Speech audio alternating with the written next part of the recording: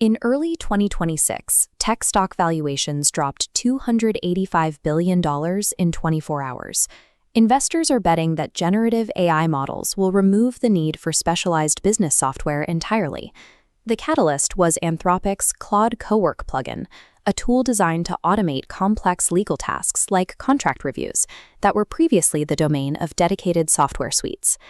This prompted fears that vibe coding, using AI agents to generate bespoke software, would allow companies to build their own tools and bypass established vendors.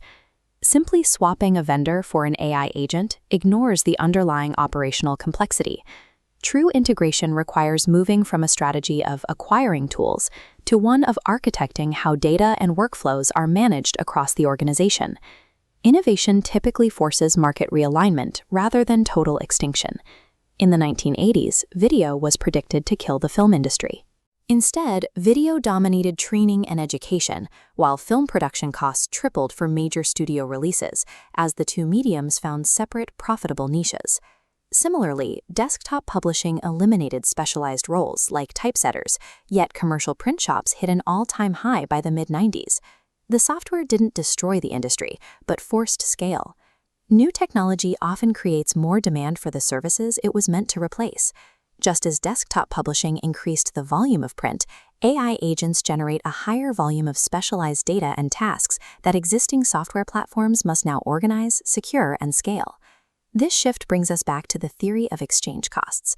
Executives must weigh the ease of buying a commoditized product against the long-term strategic advantage of building a tool that fits their exact proprietary workflows.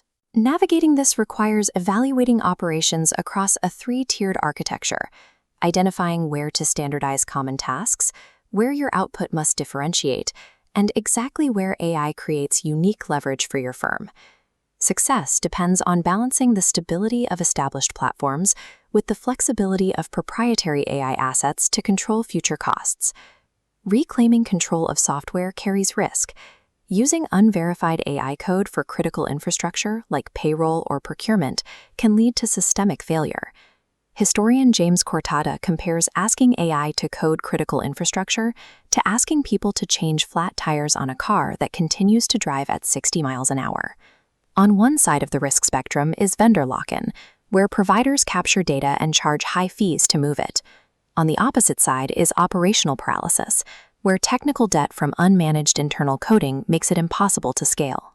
Leadership must determine which workflows are valuable enough to reclaim as proprietary assets and which should remain with established providers to maintain stability.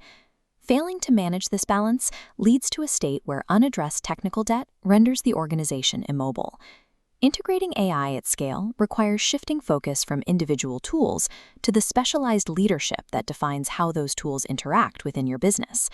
A structured 90-day pivot utilizes fractional VC AIO, CIO, and CTO roles to audit the current software stack, quantify exchange costs, and set new parameters for building versus buying. This allows mid-market firms to build proprietary moats that enhance their core operational stability rather than simply replacing it. Navigating this transition is an architectural mandate.